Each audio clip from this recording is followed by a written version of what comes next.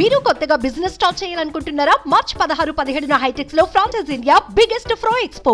ప్రచారం చేసుకోండి కానీ హద్దులు దాటద్దు అంటూ ప్రధాన ఎన్నికల కమిషన్ అయితే హెచ్చరించింది. లోక్సభ, ఆంధ్రప్రదేశ్ సహా 4 రాష్ట్రాల అసెంబ్లీ ఎన్నికల ప్రచారంలో రాజకీయ పార్టీలు, అభ్యర్థులు ఎన్నికల నియమావళిని విధిగా పాటించాల్సిందేనని కూడా వార్నింగ్ ఇచ్చింది.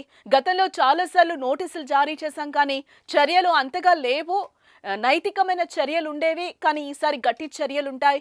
గత చర్యలు, చరిత్రను పరిశీలన చేసి తగిన చర్యలు తీసుకుంటామని కూడా ప్రధాన ఎన్నికల కమిషనర్ రాజీవ్ కుమార్ హెచ్చరించడం జరిగింది.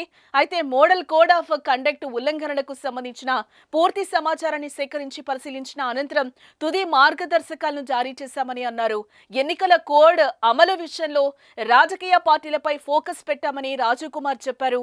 పార్టీలోని స్టార్ క్యాంపెయినర్లు అందరికీ ఈసీ మార్గదర్శకాలతో కూడిన కాపీలను అందించాలని ఇప్పటికే సూచించామని ఆయన ప్రస్తావించారు. దేశంలో రాజకీయ పార్టీల మధ్య చర్చలు, వ్యాఖ్యలు దిగజారుతున్నాయని అన్ని రాజకీయ పార్టీలకు కీలక సలహాలు, సూచనలు చేసినట్టు రాజీవ్ కుమార్ వివరించడం జరిగింది.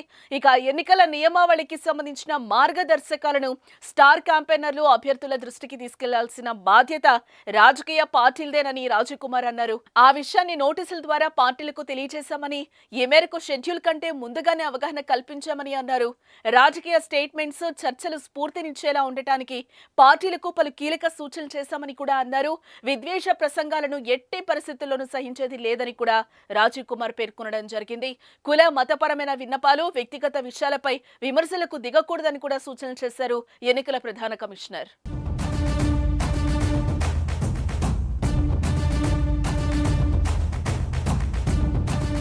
సుమన్ టీవీలో మీ పర్సనల్ అండ్ బిజినెస్ ప్రమోషన్స్ కోసం కింది నెంబర్కి కాంటాక్ట్ చేయండి.